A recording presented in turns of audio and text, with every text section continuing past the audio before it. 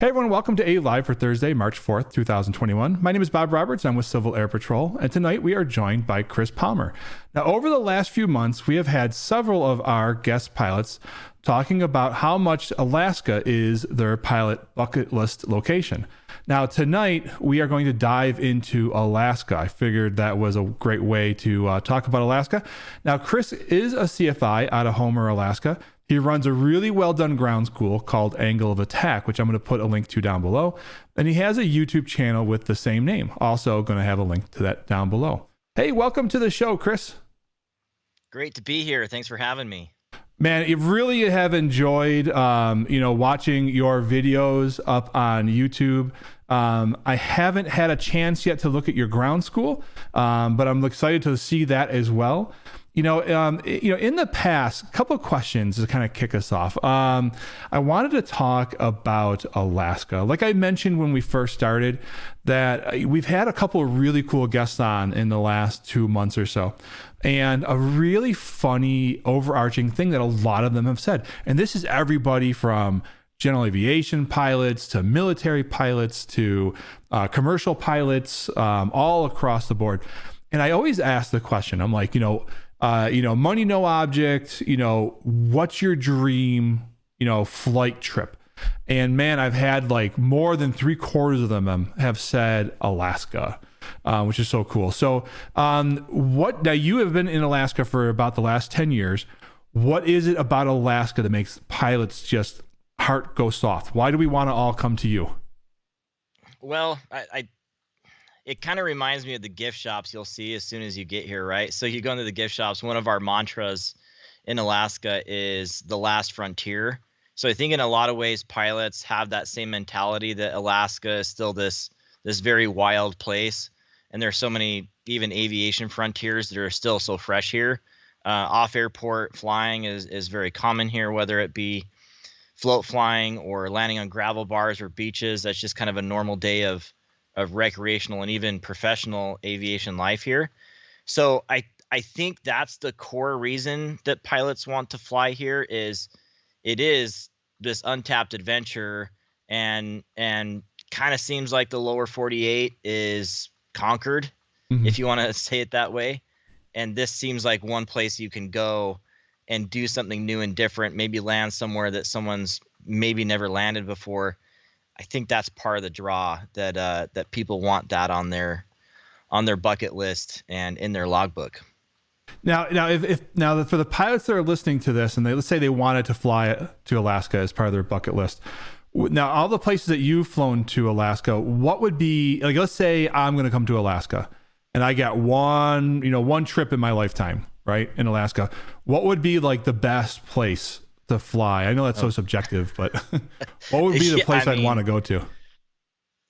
There's a lot of variety. I think you can get kind of the area I'm in, which is more the fishing territory. So do you want to mix some fishing in with your flying? That could be a lot of fun.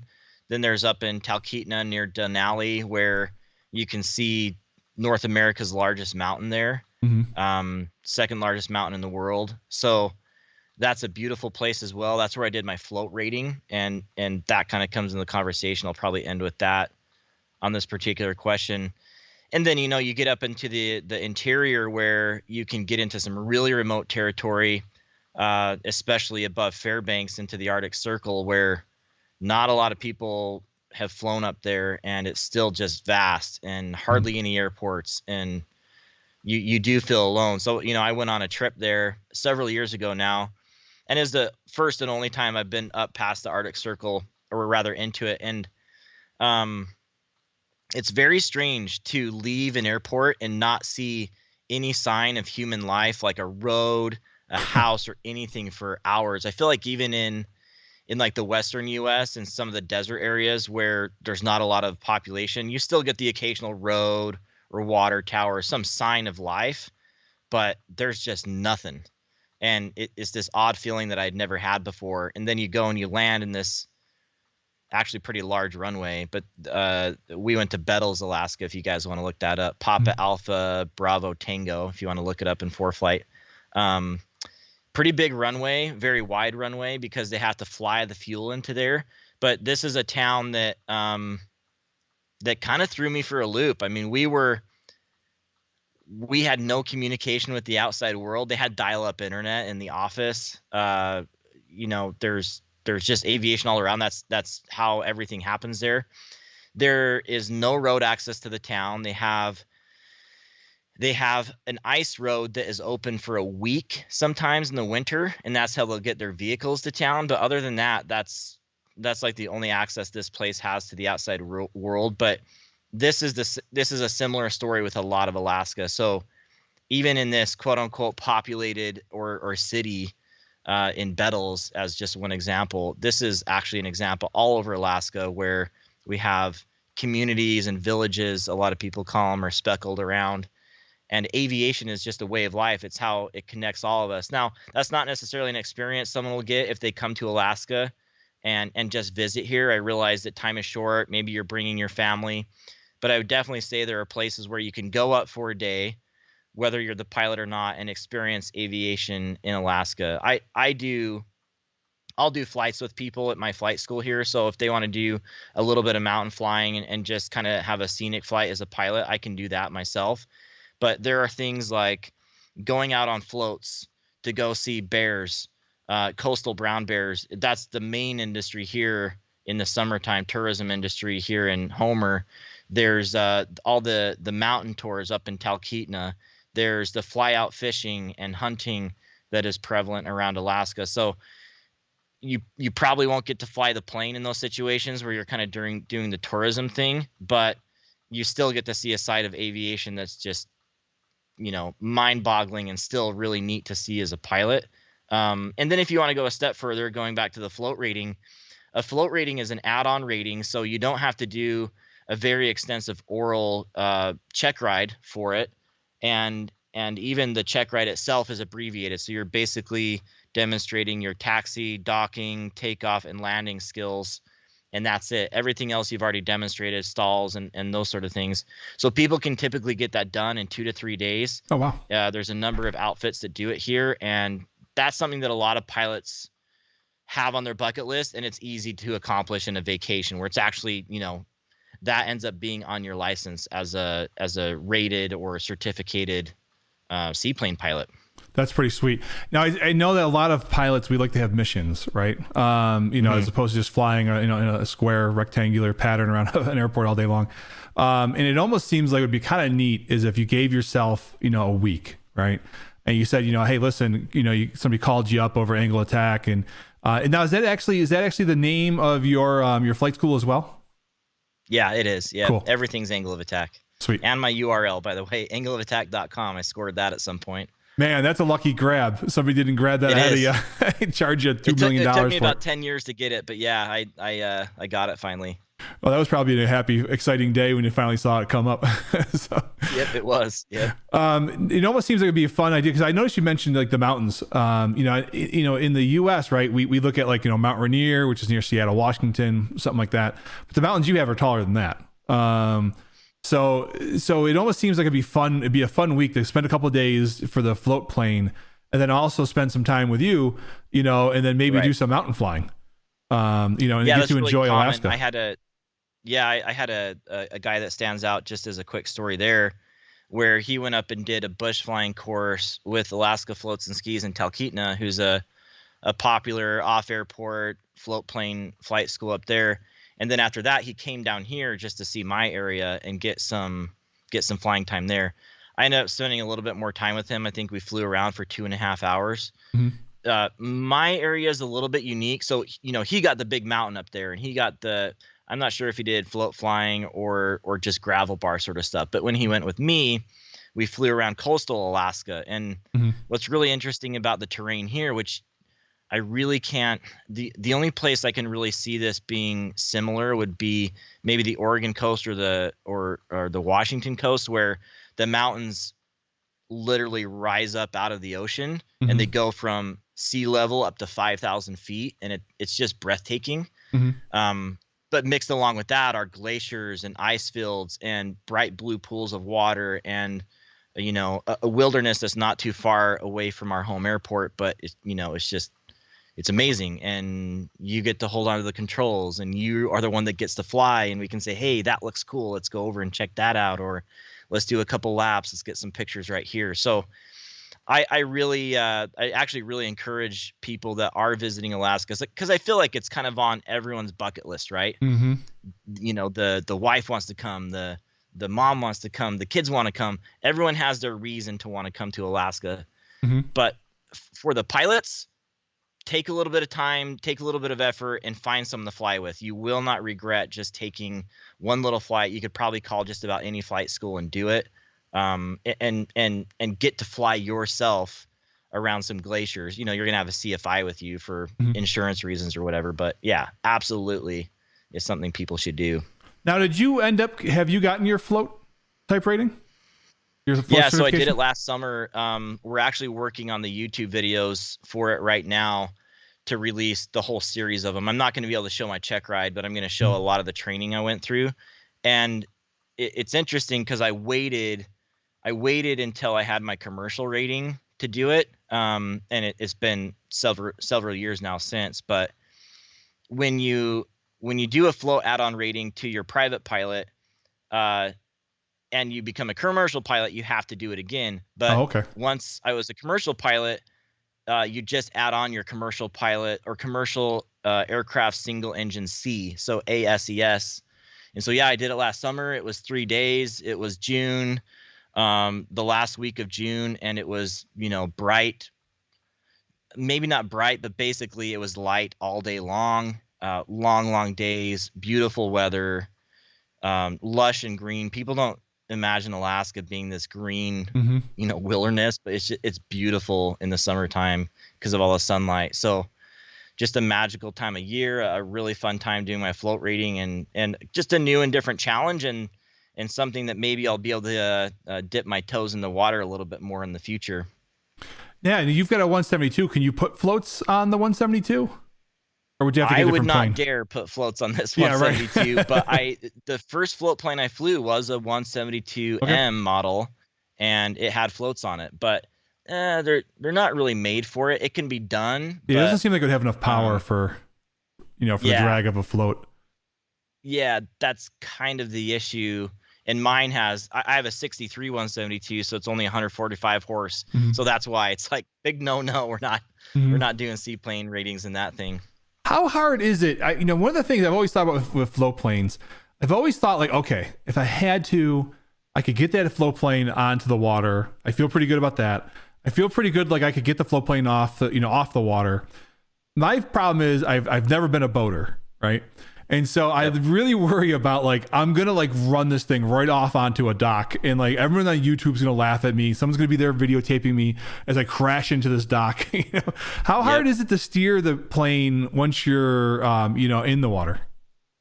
Yeah. So, it's funny because I was just reviewing the footage for this while we're editing, and I say the exact same thing to my instructor. I say, hey, I've flown with some friends and float planes, and I've done some takeoffs and landings. I think I understand a lot of the concepts, but I have no idea how these bush pilots dock these planes, because it's just amazing. It's this weird process, because most of these pilots that are flying these planes are flying alone, so they're in charge of the whole process, right?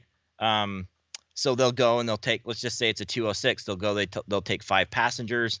They'll go over and see some bears. They'll come back. Many times I've seen the bush pilots pulling up to the dock in heavy winds, and they have to time it just right, where they aim the plane at the dock at the right angle. They have to shut off the engine. They have to get out of the plane on the float, and then they have to jump onto the dock and grab the rope and tie off the plane. It's this whole song and dance. It's the most impressive part of float flying. So it's funny you say that. And that part for me is tricky too, because I'm not really a boater. But I think, like my instructor said, it just takes time. It takes practice, and eventually you get used to the, pretty much like anything else in aviation, is kind of the energy of the airplane and how it's going to move into the dock. I think the very first time I would try something like you just said, I'd probably, one foot would probably slip on the airplane when I'm getting onto the float. and then I would probably slip and fall on the dock as I'm trying to like get out of the dock. And then as I'm falling, I would probably try to catch myself by putting my hands down. I would let go of the rope of the airplane, and then the airplane would be in the middle of the lake, and I'd have to swim in 32-degree water to go get the airplane. I know. Well, okay. Well, there's another story, because the first time I flew on a float plane, actually the first time I went and saw bears, I flew on a float plane with the guy, and he didn't tie it off correctly, and it was out in the middle of the water. And he had to swim out there and grab it. It was pretty bad. But yeah, actually the hardest part for me is just getting out of the plane. It's like there's all these things in the way, and you have to do it quickly. So really, honestly, you have to be committed. You almost have to be committed to pain. If you're going to get out of the plane, you're just going to knock a knee and get out as fast as you can. But then, eventually you see the bush pilots doing it, and it's one fluid motion. They make it look graceful, and, you hear a symphony playing in the background and everything, and they just tie it off like it's nothing. But that's not me yet. I have a seaplane rating, but I'm not, I wouldn't say I'm a seaplane pilot even. I'm going to show up with like a full football, gear on. Yeah. Just so I get out of the airplane, I can make a dive for the dock. Yep. With your life vest. With the life vest over top. Perfect. I like the visuals. All right. So, the other so what you did say summer, when would be a good time? So if pilots are thinking about, hey, listen, I'm gonna do this bucket list. What do you think is the best time? Well, one, you got to worry about weather, right? Because Alaska, is the weather as bad as they make it look like on TV? I mean, you had that, what was that show, Flying Wild Alaska or something like that? They make it look like they have 80 mile per hour, tornadoes rolling through all the time. And well, so let's put everything in context, okay? Because that show was shot on the West Coast, on the Bering Sea, and it's pretty flat out there. If you look at the charts, there's actually not a lot of mountains from Denali over that direction, so past the Alaska range. So it really is quite windy on the coast over there. So they are dealing with that a lot. And then in my area, we deal a lot with marginal VFR. But it seems like in the summertime, we find gaps in the weather and can make it work. Even on a pretty crummy day, we can get up and we can see some stuff. The days where, and there are more of them, the days where it's clear in the summer, it's just, it's the best type of flying there is.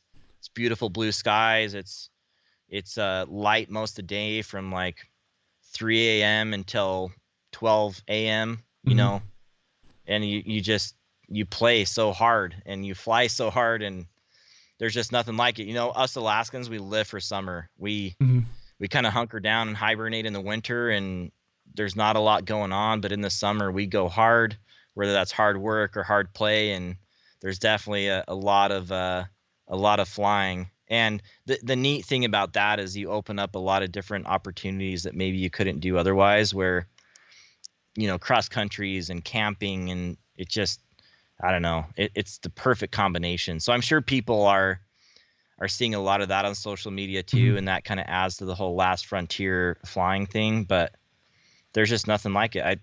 You really can't compare it to anywhere else. I think maybe I could compare the seaplane flying to Maine, but Maine doesn't have the sort of light we have in the summer or the mountains that we have. So just nowhere like it in the U.S. It's very unique.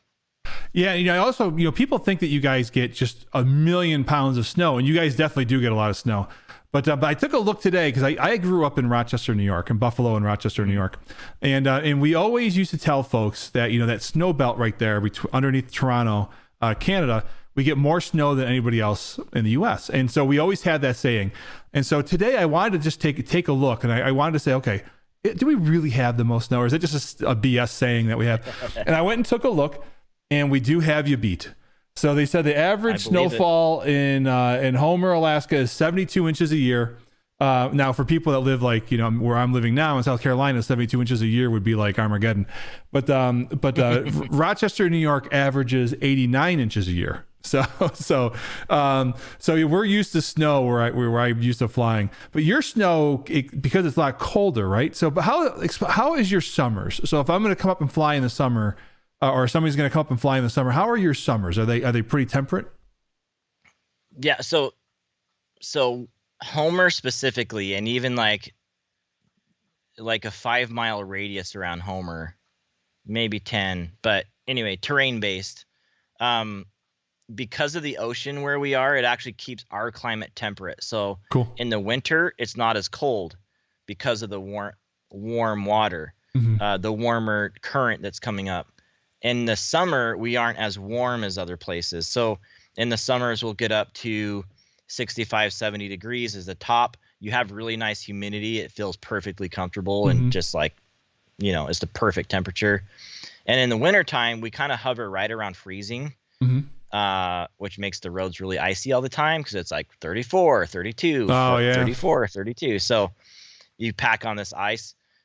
Whereas you go 5 miles outside of town, up the hill, away from the water, and then you're getting the snowfall. Then you're getting the low temperatures. So it's weird. We're in this little pocket here where it's pretty temperate.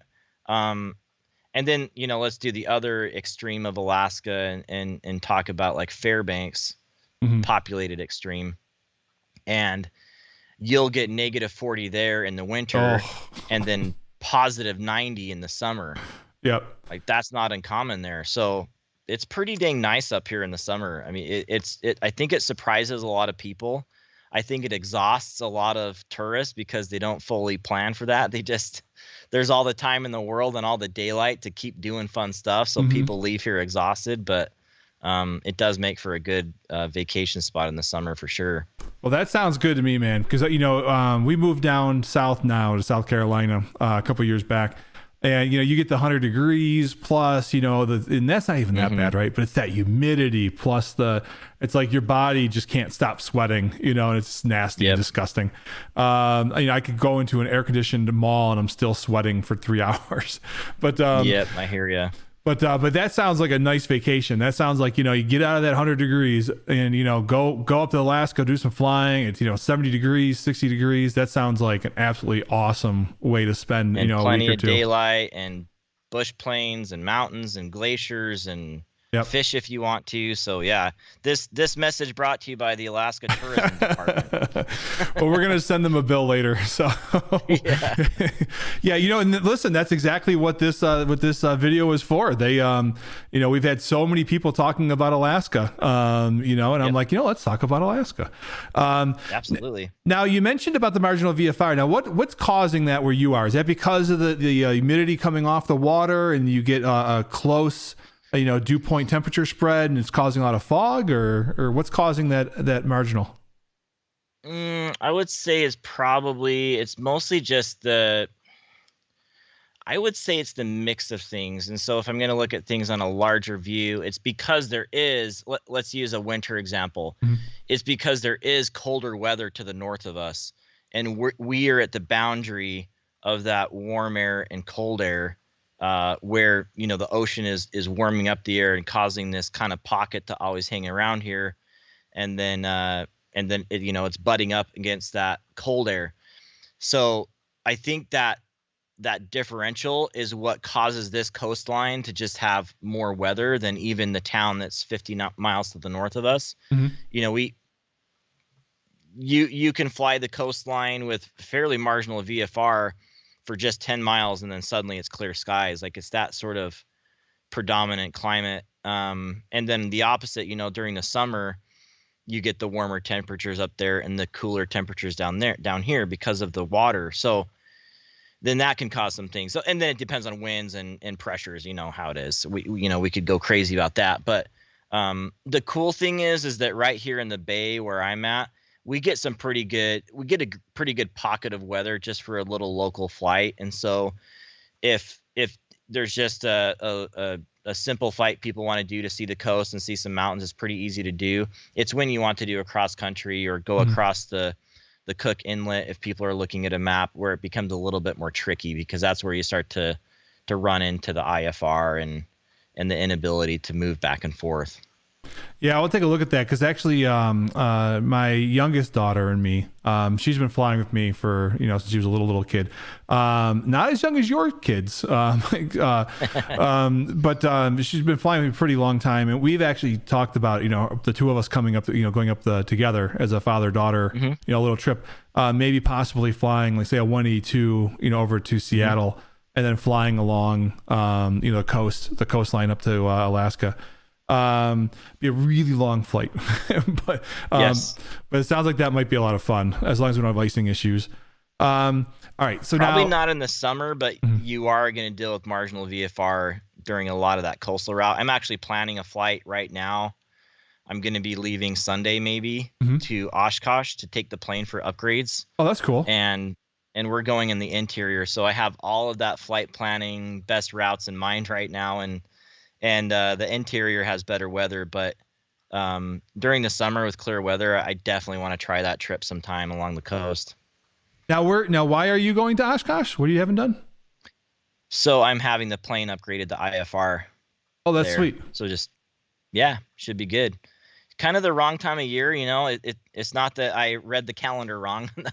not trying to go down there for a big show, but there's just a good avionics shop down there, and I have a friend that works there. We have some kind of a good deal going, so that's the plan. I'm going to try to conquer Canada here in the next week. Well, that'll be fun because if your aircraft's not IFR today, you're going to take it to be IFR. You'll be doing a lot of mountain flying if you're going over the through the inland of Canada. So that'll be really pretty. Sure am, yeah. It's quite the trip. Yeah, we're still in the winter too. You know that, right? So. I do. That is why we have our negative 20-degree down bags and all the survival gear, and I'm calling ahead to every little town and asking about hangar space, and so it's a thing for sure. I have friends in search and rescue along in Canada as well, so let me know where your route is. Okay. Well, and are you coming by yourself, or is you bringing the wife or the kids or a friend? Or how you doing the flight? So yeah, I'm going with a friend. He's actually the guy that owns the airplane now, but I'm trying to buy it from him and upgrade it. And just for safety reasons, and because we want to get through Canada as fast as we can.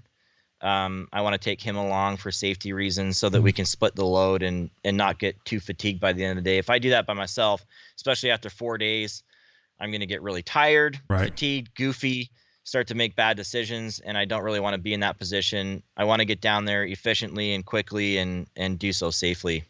Yeah, even for pilots, if you fly enough, depending on where you're flying, it's like at some point you want to get out of the airplane or stop flying, and so it's so helpful just to have somebody else, take over.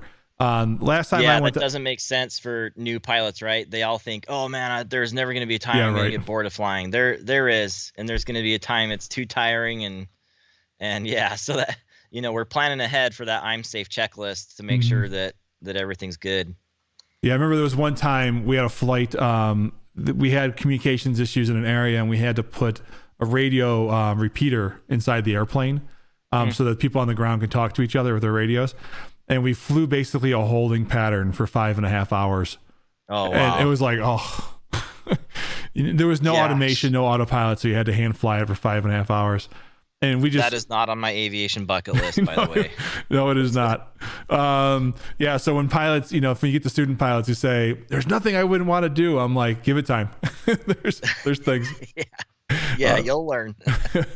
All right. So now we talked about Alaska a little bit. So I want to actually talk about you, right? So you're doing what we all want to do for our bucket list. What's your bucket list? Like, what do you like? What would you like to do? What kind of airplane? Where would you want to go? Well, people ask me my favorite airplane. It's the 172 right now. It's just I appreciate the heck out of the thing. Why do you? Why is the 172 maybe over something else? I think it's because I'm so familiar with it by now, and I feel like a lot of the mission that I usually do, it fits. So whether that be instruction or flying with my small family, it fits pretty well. The thing for me, like people look at me and they see this Alaskan pilot and they see me instructing, they see the mountains, they see the beaches, they see the wilderness.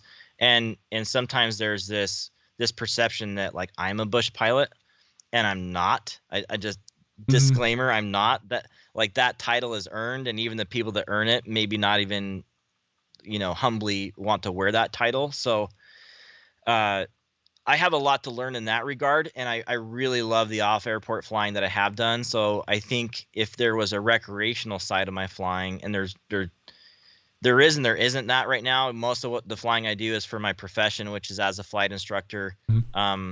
and I do some fun stuff with my family in the plane. But if I was to be just straight recreational, I would want a Super Cub, and I'd want it on big wheels or floats, and I want to go camping in the wilderness. Yep.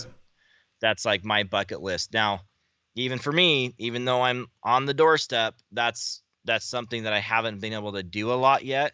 I have flown with friends, and they've been nice enough to let me fly their planes as well with them in the plane. So that's kind of my next step. But I'm running a flight school. I run on a certain income, and Yeah, I right. haven't quite done that yet. But that is my bucket list. I'd love to get more into the off airport wilderness family. I think even like going philosophically, I'd like to offer the opportunities for my boys to just be in the wilderness. And I love the idea of taking a float plane to one of these, Park Service cabins in the middle of nowhere, and just listening to nothing for a few days and skipping rocks. I think there's a lot of value in stuff like that. Yeah, just to be able to unplug from everything. It's funny you talk about, all the technology, right, to make an airplane fly, to this marvel that we've only had for a little over 100 years now, in the history of mankind. And one of the things that marvel of engineering and technology can allow us to do is to get away from engineering and technology. Isn't that weird? So yeah, I've never heard that perspective before. That's so true. And number one part of the aviation industry, airlines, that is their purpose, is to help people travel somewhere. It's to help the Alaskans go to Hawaii in the wintertime, you know what I mean? Or right. or people go see their parents. That's a cool way of looking at it. Now what's before we get into some of the other stuff here, so before we leave Alaska, having been a pilot in Alaska now for so long, and in having your own school, what's some like, if you get pilots that come up there, let's say they've already got their pilot's license, you got 500,000 2,000 hour pilots, and they show up, but their hours are all like mine, right? I'm flying instrument approaches, and I don't care, I'm listening to air traffic control, and I'm flying all that way, not really flying VFR per se, and so the flying is relatively boring, I mean, if it's going right, it's boring. Should be, yeah. It should be. You hope it's not too exciting, especially for people in the back. And so, dropping an airplane engine like that 777 just did out of the sky. Oh gosh, crazy. Could you imagine? You're looking up his engine. Anyways, so the pilots that come to you have a little bit of experience. What's some of the stuff that they should really learn about before they go, and they might get in trouble with, because it's something that's a little different than the kind of flying they're used to doing in, say, the lower 48? So, and I'm going to take your question in the context of them going from flying down there in to flat areas, essentially just getting in a plane by themselves here, because I think there is a gap there that is filled by educators, instructors and things. But yeah, and I went through this process myself, because I was a lower 48 pilot. I learned to fly in Utah. I did my my private rating and my instrument rating there, and that's where I did a lot of my flight time. And then I came up here, and I say that I relearned to fly, but it's not necessarily true. I just learned the differences, and weather is just a big thing here. Even if you go on the ForeFlight and you look at the imagery that's available for the lower 48 versus Alaska, it's amazing the lack of tools that we have here. Now, there's a tool that we do have that is very helpful, and that is weather cameras. The only other state that does it to a lesser extent is Colorado, but we have a pretty, I would say probably 300 cameras, a large network of cameras placed in strategic airports, locations, even in the middle of nowhere, like mountain passes and things that are common for pilots, that help us actually just see the weather, so that pilots can fly through there. And so that has a lot to do with the marginal VFR and icing. If you were to do IFR, that's the reason people do marginal VFR around here a lot of the time, is because icing is kind of a thing year round in a lot of cases. So we just have a big lack of tools here. You'll find a 20,000 hour bush pilot that has a lot of experience, and granted, at some point they had to get let's call them a recreational pilot. Okay. They fly for fun. They've got 20,000 hours, and which is a lot of recreational flying, by the way, but they won't have an instrument rating after all these years because there's no point in Alaska with the type of flying they're doing and because of the weather. So, they're flying a Super Cub, they're flying low, they're carrying loads back and forth to their cabin, or they're just going and landing on beaches and things. And I have to say that like the latter thing, I think, is more of a recent last 5 years, maybe last 10 years thing with the aviation industry, with the Cub crafters and a bunch of YouTubers, people showing the backcountry side of flying. Before that, like, Super Cubs were used to do work. They're a workhorse sort of airplane where they're carrying the meat out of a hunt, or they're carrying supplies to someone's cabins. And so there's this whole work side to these airplanes that really is the story of Alaska rather than the recreational side. So once you get past the weather thing, one thing that was pretty strange for me was the type of airports that we fly at here. So we have here in town, we have just a perfectly fine airport. It's just, almost a mile long runway, and it's wide, and we've got some instrument approaches. It's pretty typical. However, there's a lot fewer of those than there are in the lower 48. And then when you do get airports that are, say, in the smaller towns, it's not the long, skinny paved runway that you're used to down there. It's going to be a gravel runway. It's going to be in the middle of a bunch of trees. It's going to be in a canyon or something, or somewhere with wind, and things can get pretty tricky on people. If not anything else than just the psych out factor by seeing the trees as you're landing, or seeing them, staring them in the face as you're taking off, even though the performance profile of your airplane can handle it. So I think that's a mental barrier to get over, is just how some of these airports look when you're landing at them, and the type of performance you can squeeze out of your airplane that you never had to take advantage of. If you live in the flatland and you want to take off and you don't want to do VX or VY, you don't have to. I mean, you can just go to cruise speed and climb a little bit, all things considered. But here, you got to plan for that. You got to have the technique down. You've got to consider how the wind is moving around the trees. And so that was one thing, I think, the biggest thing that pilots need to realize. And then if they do go and they do the off airport sort of landing, all those same considerations need to be made, except now there is an unimproved space they're landing on. What kind of surface are you landing on? Is it too soft? Can your airplane handle it? Not only can you land, but can you take off? A seaplane can land on a pretty dang short lake, but can it take off on a short lake? So all of those wheels up here need to start turning for pilots.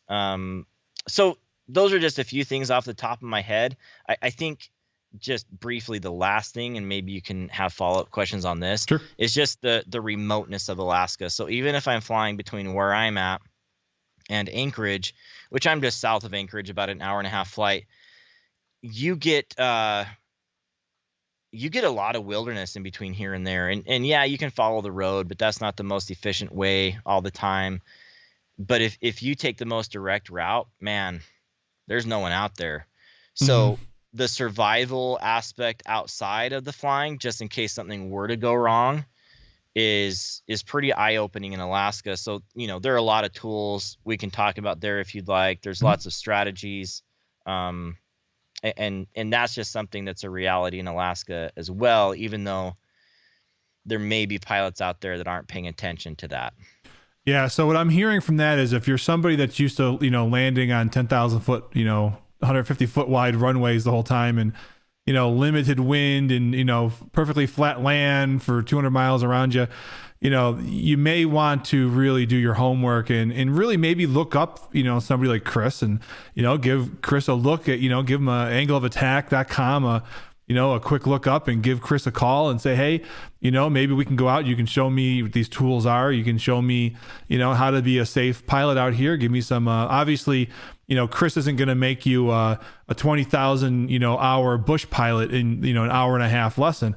But at least knowing what to be worried about, to stay away from, is sometimes all you need. Just out of curiosity, so that camera system, I had never heard of that before. So where do you get access to that? How do you see that? Is it a website? It's an FAA. It's an FAA program. You literally search AKWX cams in Google, and it'll pop up the website. It's a really simple user interface. It's a map. It has all the different kind of buttons that you can click on for the different airports. Generally, the airports have 3 or 4 angles for the different directions. Mm-hmm. Whether that be actual like cardinal north and southeast west, but they're fantastic. It's one of the best planning tools, even for our trip that we're going to be taking here in the next several days. It's instrumental in determining the weather, because we just don't have the weather systems that you guys do down south. We don't have the population that kind of demands to know that tomorrow's going to be a good weather day. You know what I mean? We don't have all that stuff. There's just too much unpredictability. So very good tool. I would love to see the FAA have it everywhere. I think it makes sense for every state that I can think of. Just another service, while we're talking about services that is in Alaska that isn't anywhere else, is flight service. Mm-hmm.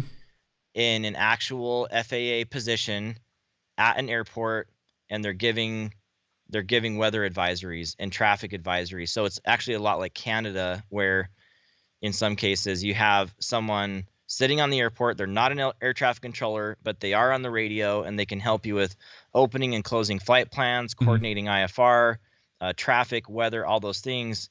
But they actually can look out the window and do that. Alaska's the last state to have that, and it's a pretty nice service to have. We have one here at Homer. So instead of Homer traffic around here, it's Homer radio, at least to start, when you want to talk to them. And that's a different tool that we have too. So, we might have a lack of the weather technology infrastructure here, but then we have things like the weather cameras and the flight service that can help us make up for it, or at least start to build some safety on that side. Just out of curiosity, so these weather cameras actually sound, it almost seems to me like a ground-based self-service PIREP. Right, like you can go and see what it is. Obviously, it doesn't help you with forecasting.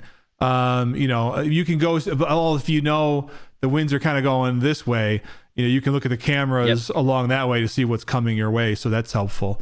And where it helps a lot of pilots is in these mountain passes where the difference between 4,000 feet and 4,500 feet is a big difference, and they can actually look at the camera and see that it's open, rather than the forecast, which is inherently inaccurate and fallible, and the lack of a METAR anywhere nearby. So there's a handful of things in situations where they're just really, really helpful. That's cool. Hey, I want to talk about you, but before we do, I have one really oddball, weird question. Okay. I haven't talked to anybody else about this, but I was reading one of the FAA magazines, and it popped up. It was actually an article from like 2012. But it got me thinking. I'm like, I wonder what some of the folks think about this. So, just out of curiosity, where you are today, because Alaska's probably more expensive. What do you pay for a gallon of avgas, give or take? It's $6 here at the airport. I think it might be $6.50. My airplane takes MoGas, and so that's what I'm doing. But it is about $6 to $6.50 where I'm at. And MoGas, for people that aren't listening, is just regular motor, regular car gas. Yeah, because it's probably easier to get that. So what I saw was Cessna. I don't even know how popular these are. That they have the newer Cessnas, and they think that avgas needs to go away. And so some of the new Cessnas are jet fuel. They use Jet A. Oh yeah, the turbo diesels. Yeah, they're using diesel. And so the cost, I just checked it out. The cost of diesel is $1, at least here. It was $1.75 a gallon. Wow. And avgas, that's pretty cheap. Right. right? But that's what it said it was. I checked just local right before I came on. And an avgas, depending on where you are, flying around here, it's anywhere from $4.50 to $7, give or take. So I was like, man, I'm like, if the airplane doesn't cost a lot more money, and if they can make those engines, and it was a 2400 TBO as opposed to 2000, so the engine lasts a little bit longer. It costs less than half, almost a third of the cost to actually fly it. Right. I'm really surprised we're not seeing when people are overhauling their engines that they're not doing that. I haven't heard a ton. That was an article from 2012. I haven't heard anybody talk about that. But have you ever heard that? Yeah, it's a tricky. I think it's a tricky problem because there's such a big infrastructure for the current systems the way they are that I think it's hard to convince. At least it's not going to happen quickly. It's hard to convince owners to switch to that system because, from my very limited technical understanding, they've got to not only have the engine, but they've got to have the FADEC system to go with it. There's probably a difference in the fuel lines and a difference in the fuel tanks. I bet it's throughout the entire system. But yeah, I've flown actually one of those diesel 172s before, and it was amazing. It was 5.5 gallons an hour. Right. That's the other thing. It's a lot less gallon. Or whatever they call it. And it's a push button start, so you don't control the mixture yourself. It's all under a FADEC system that does it by itself. So it's you don't have to do a mag drop check. Right. There's like all these things that are just really different about it, but also safer. And yeah, like to your point, it would make sense for that to be more prevalent. But honestly, I can think of other things too, like a full on small turbine engine for an airplane, why on my 172 can I have a little tiny turbine engine that geez, for half the size of the block, it puts out twice the horsepower. Right. And eventually it's going to come down to money and availability and supply and demand, right? But yeah. Yeah, it'll be interesting though to see. You're right though about this. Like if these smaller airports, if they only they're not long enough to support a jet. So they don't get, the Jet A fuel type aircraft there. They only get the General Aviation people. And then it's like, they may only have one container to hold fuel. So they use avgas.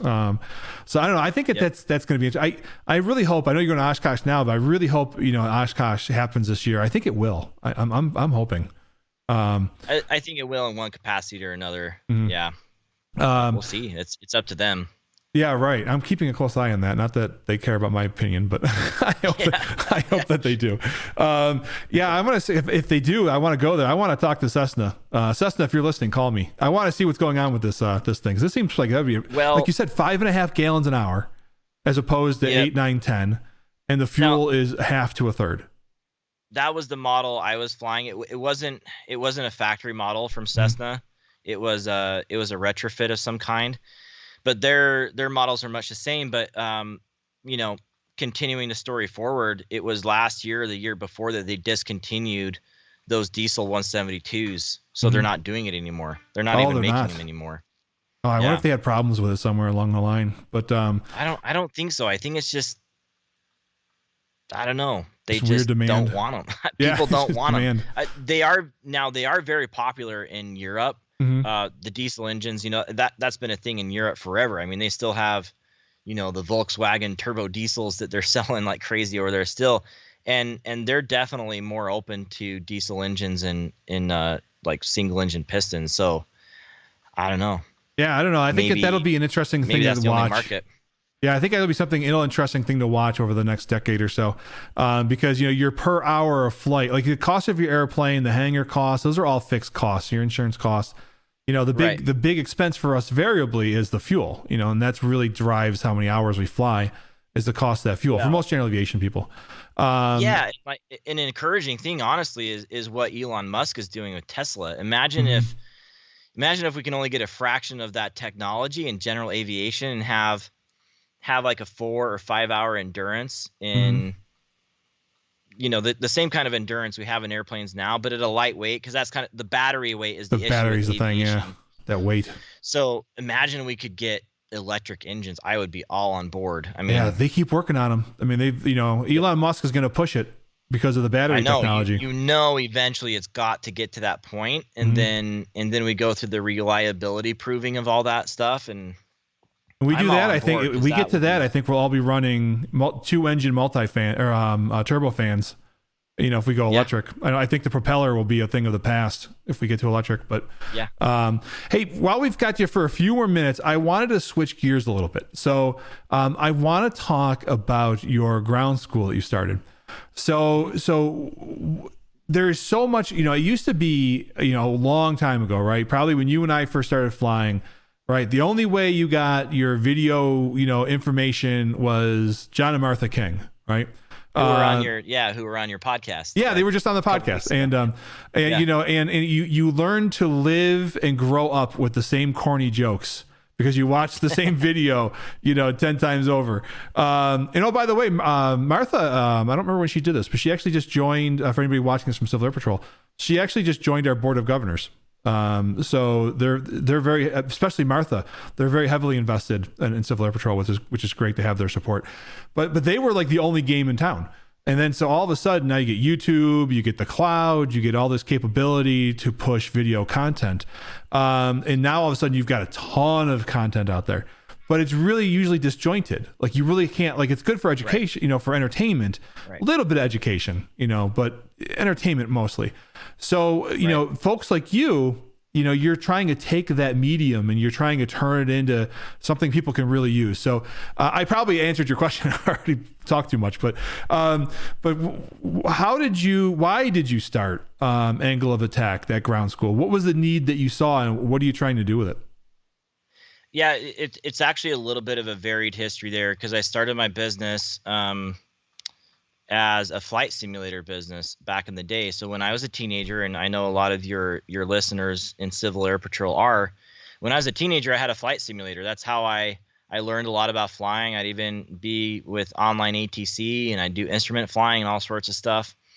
And I started on simulators. But while I was in high school and just a general passion I had as a kid was video work. So that was kind of my thing is I did video. I did it from the time I was 10 years old, making videos with Lincoln Logs up until, my senior year in high school, making videos for all the sports teams. And then from there, it lay dormant for a while because then I got into my pilot training and started that whole process. But then one day I said, hey, I'm going to put the two together and I'm just going to make some courses for Flight Simulator because there are a lot of people that are flying these simulators that have no idea what to do. So I'd use the imagery from that and create the products and do the voiceover and all that. So that's how I started. Did that for a number of years and then decided to go professional, if you want to say it that way, where I started to talk to airlines and other manufacturers and things to see if they had any video needs that they could have fulfilled by my services. And I ended up getting a contract with Cirrus Aircraft. Cool. I did their Vision Jet training, their online curriculum for their Vision Jet over a few years, and got pretty burnt out even in that one instance with the corporate world. It's very different for a small town Alaskan, and I was missing the flying. I was missing flying with people. I was missing the one-on-one interaction with people where I could see their journey and help them. So my next step as the business was creating my own flight school and doing the online ground school. And through that process, I also got my advanced ratings, so commercial CFI and CFII. And again, pivoted the business and did online ground school because I feel like, with my 10-ish years of experience at that point, I could do it in a different way that was compelling, and I could do it from the perspective of Alaska, where a lot of our flying is very visceral and real and lots of lessons learned that are kind of like right there in your face. So yeah, that's kind of what I've put together. I think it's gone pretty well. I'd definitely like to see it grow and have more students and create better products and do more courses, and that's a lifelong pursuit. But yeah, there's such a golden age in aviation training right now. I think the people that are going through it don't realize it. Right. But regardless of where you get your training, there's just there's so much good information out there. Mm-hmm. And I want to talk for a second eventually about the bad information, but there is a lot of good information out there. The Kings, I took courses through the Kings. They pioneered the industry Right. in a time when we didn't have the internet, and they are fantastic teachers until this day. They are just such great people, and they do so much for the community. I can't say the exact same thing for all the people that do the online ground schools out there, but they just have my utmost respect, and I think that they've done such a great job, and I honor them for that.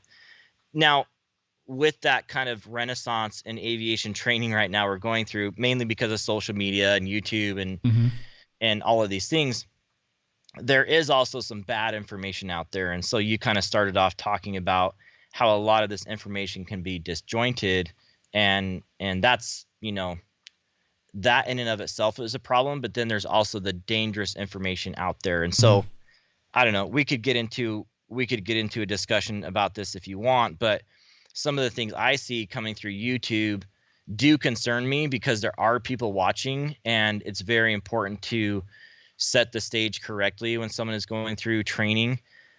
I feel like one of my lifelong challenges as a teacher is to instill a safe mindset and a safe set of decision-making tools into a student. And I'm really not sure how to do that yet, especially with each individual person's, life history. How do you make a person be safe, and can you really? But we definitely don't want to work against them. So, I've seen videos like people proving and showing that the impossible turn can be done, Right. Which for the right person that's trained really aerobatically, it can. I'm not saying it can't be done, but should we be putting that on YouTube in the perspective that it can be done without talking for half the video about why it shouldn't be done? Right. I've seen stuff like that. And then with a lot of the YouTube influencers and things you see out there, not all of them do this. And I don't want to name names nor call anyone out for it, but there are a handful of people that do very risky things and make it seem normal. Right. And that concerns me as well. So it's really the safety aspect of everything that concerns me. The reason why people buy my ground school is because answers to that issue that they don't want to see disjointed stuff. Like, they're tired of hunting around on YouTube, and they know they just need the full package. So that's why people end up actually paying for something. But then there's the flip side of that, where we got to be really careful about who we trust and who we learn from in aviation. I would say 80-90% of people are going to be great and have that great mindset. But then there's that 10 to 20% where it's, it's not the best information, and it's not safe. So because people are going to go out there. Its own podcast. Yeah, no, it totally is, man. It could be its own series of podcasts. Right. Yeah, because the thing is like, you get the folks. I know I just want to drop a name so bad, but I don't want to say the name. I'm gonna say it. It's my thing.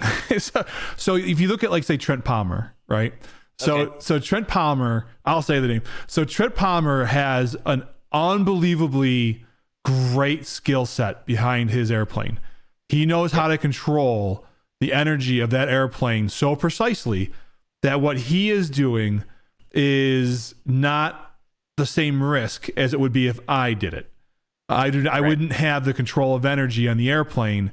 And so if I wanted to do, I don't even know what the formal term is, you slide your tire on the water. I know he got in trouble for that recently too, but for the FAA. Water skiing. Yeah, water skiing. Water skiing. When he does it, he's got the experience, right? He knows his airplane in and out. He knows the power. He knows the energy of it. He's making it look fun. And he's making it look like, it's haphazard, but the dude is a monster pilot. So for him, it's not as scary. It's not as risky as it may be for, say, maybe you or me to try that. And the challenge is, and Trent does a really good job too on his videos. He, of doing the disclaimers, don't try this at home kind of thing. But the challenge is that we get people out there who they ignore they want to be the next person on Instagram, right? So they I don't know if you follow the folks over on oh shoot, I'm sorry, I forgot the name of the channel. Oh shoot. In the Hangar. No, In the Hangar is his podcast show. I have his t-shirt too. I just talked anyways. One of the people there is Christy Wong. Okay. And Taking Off is the channel. And right. Yeah. And so Christy Wong, she has a Piper and she rents it out to a flight school, and somebody somewhere found a picture of her plane being flown by somebody upside down. So, oh wow. Yeah, and a Piper. So now they have to tear the airplane apart because they're worried about stress, and it was a relatively new pilot, so he's no aerobatics training, so he could have overstressed the airplane. So yeah, I mean, so we do have to be careful, what we put out there on YouTube, because somebody's going to go out there and try it because they want to get popular. Yeah, and Trent's a really good example. I've flown with Trent. I went to Oshkosh with them one year, and he has an interesting background where he flew drones before he flew, but then he had some really good mentors that taught him how to fly, especially how to fly bush in his Kit Fox. So you're absolutely right in the sense that Trent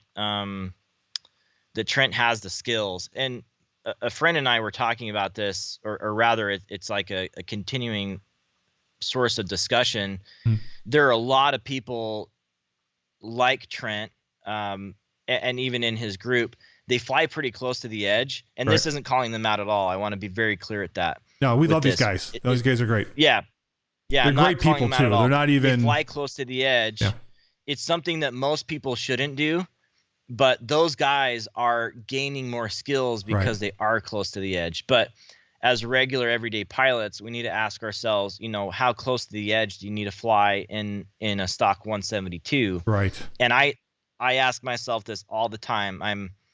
I've got these tires on the plane that make it look beastly, and it looks like it can, land on beaches, and people ask me that all the time. It's like, well, no, not really. It's underpowered, and it's stock, and the engine's old, and I have a lot of reasons why not. All that said, there is the calculated risk of doing certain things like this last summer, and I have a YouTube video on this. This last summer, we flew across the inlet here, and we went clamming. So the tides went out and revealed the ocean floor on these very long, I wouldn't even call them mud, but sand airstrips, if you want to call them that. But they're almost always underwater. And it reveals it for like half a day, and you can go there, and it's like a very abundant clamming ground. So we actually flew the 172 with 3 people, and we went and landed on the ocean floor. And it was hard enough. It didn't sink you. It was very hard. Yep, it was very hard. What was really helpful was there was a beaver on the ground. Well, first of all, we knew that a lot of pilots did this when this happened.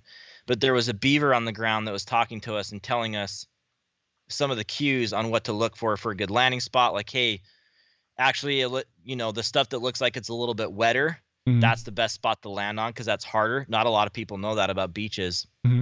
So land on the wetter stuff, and then you drag your landing location before you actually commit. So they do this in ski flying too.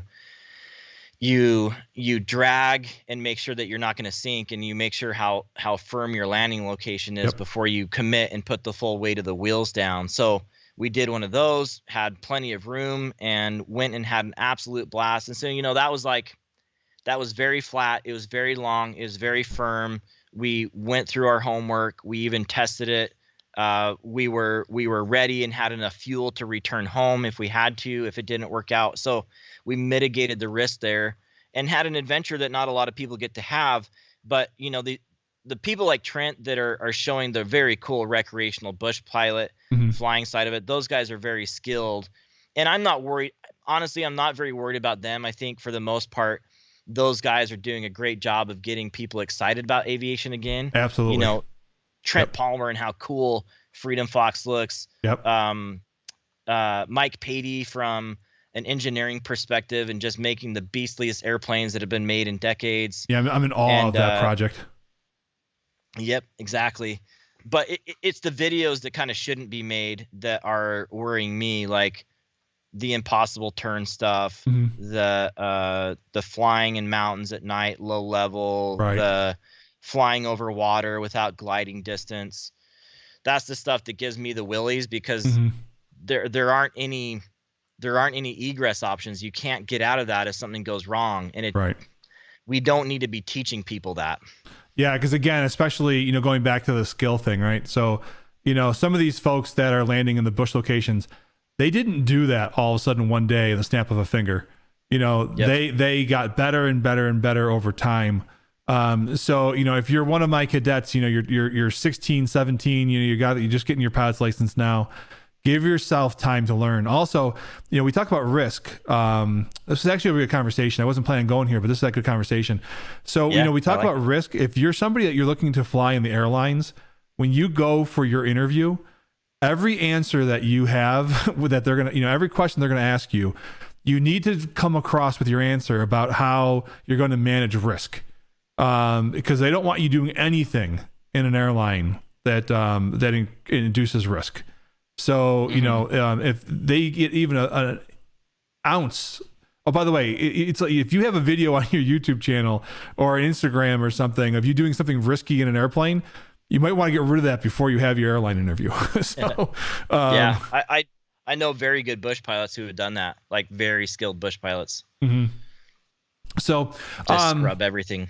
yeah, just scrub it. Yeah, you don't want the airline seeing you do anything risky. Yep. So even if you're good at it, even if you know what you're doing and it's not risky to you, you just don't even want to have that look. Let me ask you one question. I know we're running out of time here, but No worries about it. Yeah. okay, sweet. Now I know that how long have you been a CFI for now? 4 years. Okay, so you're still a relatively new CFI.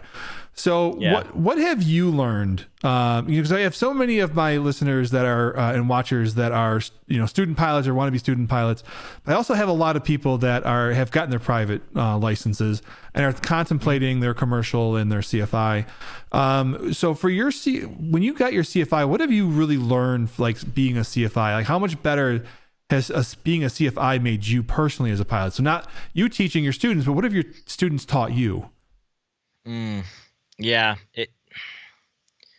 I feel like I had quite a few hours when I finally became a CFI, and have been Mhm. an educator for many years. So it wasn't a very big paradigm shift in the sense of educating people and flying, but uh, I would say the biggest thing that keeps coming up for me in everything I do, my own personal journey as a pilot, my professional journey as an instructor and an educator, and also someone that just wants to see people be safe in aviation, is just the consciousness of self, I suppose, Mhm. and how we as fallible human beings show up in the cockpit. Mhm. And not only that on like a micro scale, but when you're learning to become a pilot, how do we go through this paradigm shift, or this decision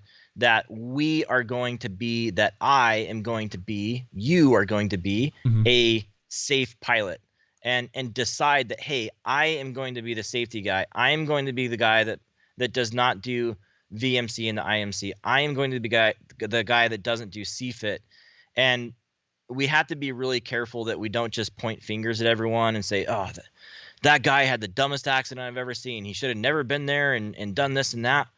I really try myself to come from a place of humility and say, okay, let me start with the assumption that I am that guy and I did get down the road to that decision. Mhm. What sort of thing for me would lead me there? And if you fly long enough, you realize that there are times as a pilot, especially when you get some experience and confidence, that you can push yourself too much. Mhm. And there becomes a time when in these accidents, a lot of these accidents that happen, very skilled, experienced pilots end up finally catching up to the unsafe decisions or the unsafe practices that they've had for many years. So whether that's pushing low weather or flying over water without gliding distance, You know, the list is long. It seems that eventually most of the fatal accidents that can be explained are those that it caught up to the pilot finally. So for me, I'm always asking myself the question for my personal journey, how can I stop those chain of events when they're happening, when I'm in a flight? And then how can I stop a progression in my personality and character as a professional aviator to make sure that I don't get overconfident, that I continue to make the safe choices time after time after time, no matter how frustrating they are, no matter how inconvenient they are. I think that is the mark of a good aviator. It's not the guy that is on, you know, YouTube doing the amazing off-airport landings, or the guy that is, you know, doing these immensely long cross countries. It kind of reminds me of this pet peeve of mine in aviation, where you have this massive, you know, transatlantic flight, and the pilot comes in and he slams it down on the runway, and everyone's like, "Oh my gosh, that guy, he really slammed it in." It's like he that just guy is flew tired. you safely across the ocean through icing and all the all this stuff, no communication. So yeah, you know, one little microscope on that thing, when really the body of a pilot, the character of a pilot should be that safe aviator. That's what I want for me. That's what I want for my students. I'm still trying to figure out how to do that. I'm not convinced you can change human nature, but I can sure come up with lessons and experiences and tools and videos to try to drive that point home and be part of the solution rather than the problem. I almost wonder if some of the stuff that we see on YouTube that we don't agree with, I'm almost wondering if some of those are also good teachable moments. You know, I'm sorry to my family for saying this, but you know, some of the best things I learned about how to be a good dad was watching my father not do it. So, same here. But you know, so I almost wonder, like, you know, sometimes you know, you don't want to make all the mistakes yourself, you know, so sometimes you can find some of these videos and say, okay, now what did that person do wrong? You know, what would you not want to do there? And what I'm worried about, because here's one thing I know about, let me put my YouTuber hat on, okay? Yeah. One thing I know about being a YouTuber is that the audiences don't always cross over. So my fans and the people that watch my video and like my content don't necessarily like the content or really follow religiously other people's content. So what I get worried about is that people get one perspective and they don't see the safe side of flying, and rather they are a big fan of that one person. They watch every single video they do, and they just think they are a great pilot, and they can't do anything wrong. That's the part that worries me, because there's several, it's not even the majority, but there are several people out there that do hazardous things while they're flying. And it's unfortunate, because I don't want their super fans to think that is normal and model their behavior after it, because that's not the mark of a good aviator. Right. Yeah. So if you're watching some of that stuff, and if you're a new pilot, just remember that a lot of those folks that are doing that are highly trained. You know, some of them aren't, and some of them are taking risks that hopefully won't catch up to them, but it might. But many of those folks that are doing some of that work, they just know exactly the limits of what that airplane can do. They're constantly, you know, butting right next to it. So where, you know, somebody like me would be like horrified and scared, you know, crazy in their airplane, they know what that airplane does. And so they know that if they do certain things, they know how it's going to react. You know, to somebody else. So, you know, so just keep that in mind. If you're somebody out there, you know, if somebody says on their video, don't try us at home, you might not want to try it at home. So, and then keep in mind that on very rare, but, you know, has happened occasions, there are videos out there that are just plain dangerous and bad information. So if your alarms are going off, there's probably something that's not quite right, or it might be along the lines of what you're talking about, where that person has built the skills to actually do something like that. Right. Yeah. It's almost like if you watch the movies, you know, somebody's got a stunt double, you know, the stunt actors. Yep. Yep. Even the stunt actors, they'll break their legs sometimes. So you got to be careful. Oh man, they get messed up. Yeah. So, hey, listen, so I think that was about it. So like I said, I'm going to throw a link down below to your channel and to your ground school, to your website. Do you have anything else on social? I mean, you guys on YouTube, you guys are everywhere. So you've got your YouTube, you've got your website, your ground school. Where else can people find you? I think probably my main place is Instagram. Okay. Instagram, YouTube, those are my top two. If we have some TikTokers, I've got a TikTok. You guys can check that out.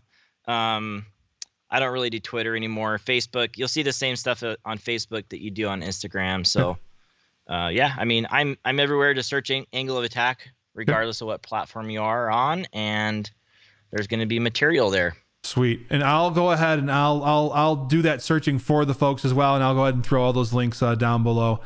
So Chris, perfect. I think that's it. I want to thank you very much for your time tonight. It's wonderful to meet you virtually.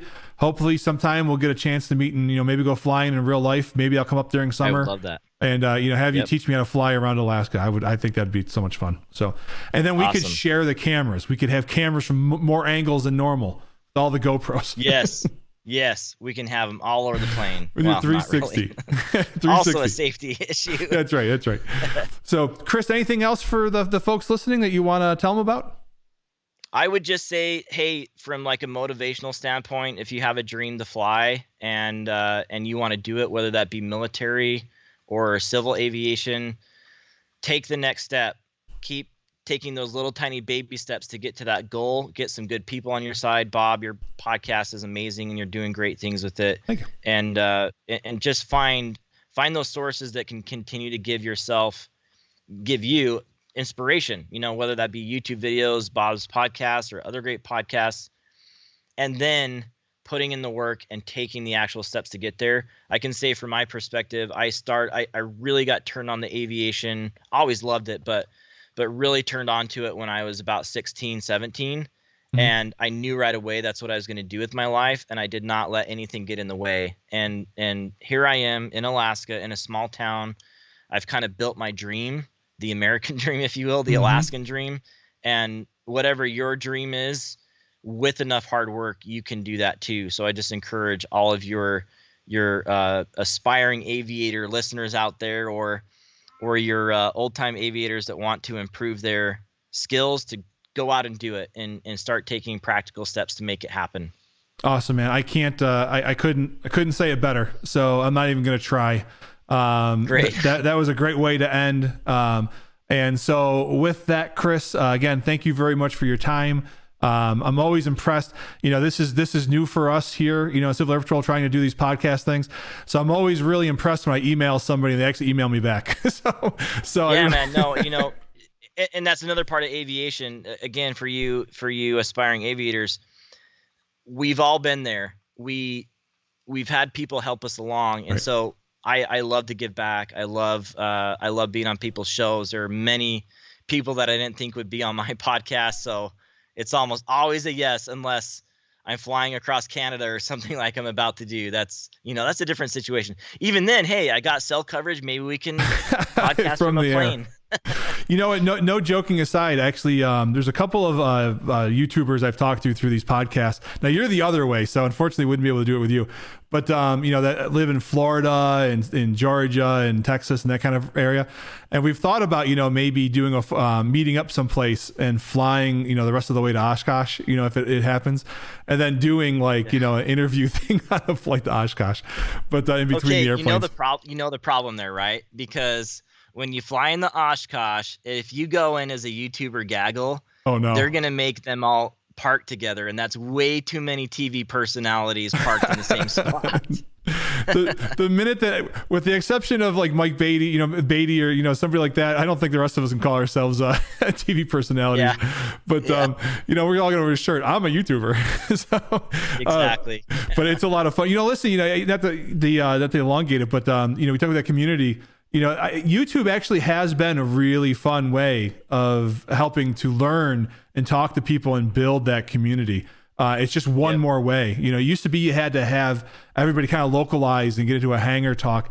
And now, like, you do this, you've got a lot of viewers, but you don't have 13 million viewers, Right, exactly. So you're at a great size. I'm sure it's a lot of work because you're still pretty big, but you respond to the people, you respond to your community. So people are watching your videos and they respond to you. They are part of your community, and you take the time to talk to those folks. And that's awesome. Yeah, it's one of those things I always want to be a part of my community.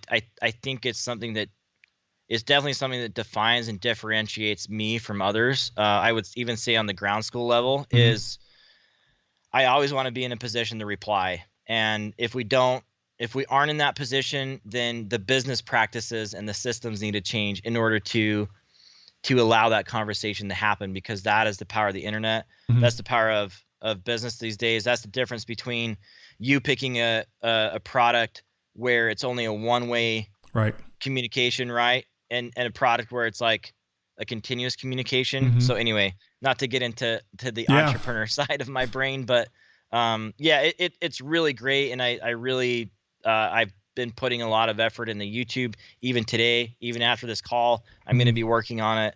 But, it's a great group. I think it's only good for aviation, not only because we talked about some of the bad, but it's been very good for aviation to have these videos out there and for people to see the real world, everyday life of pilots that are from all different parts of the country and world. It's been really cool to see. And then, in your case, to be able to do a podcast is just with great information from great people. It's valuable. It's got value that I did not have that when I started. I was just taking everyone at their word and not getting different perspectives. So, those that are out there listening, watching, gobble it up, Chris take the Palmer, ball, run with it, do something with it. Yeah, man. So, so Chris Palmer, you are now part of the value proposition of the internet. So there you go. So you are making aviation better, one video at a time. So Chris, thank you so much. And we will, Chris, I'll come back to you as soon as I'm done, kind of doing the little outro thing here. And so I'll be right back. Hang on. All right. Well, that was our time with Chris Palmer. He's making me laugh in the background because he's doing stuff off screen that you guys can't see. I should probably swing back so you guys can see it. But I really want to thank him again. He's just a fantastic dude. Really down to earth. You're going to find that with a lot of our aviation community. Everybody thinks of, the stiffly, people that are pilots, and that's really not the case. In the most case, most of the time, people are down to earth. They want you to be safe. They want to have fun. And they want you to do things right, because that's how we literally have a freedom of the skies. The government entrusts us to follow some basic rules to keep us safe, but otherwise they let us have the sky. And that is not something you see in a lot of other countries. So that is something we have to protect. And folks like Chris, really help with that and really help, aviation in general.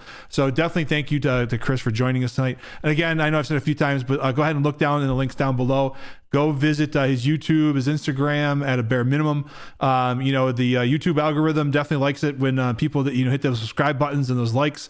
So, go to Chris's channel, hit that subscribe, hit that like on his videos, leave a message for him.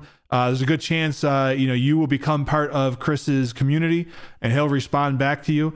And so that's just awesome. So with that, if you guys or gals are interested in learning more about Civil Air Patrol and what we do here, you can visit us at our website, gocivilairpatrol.com.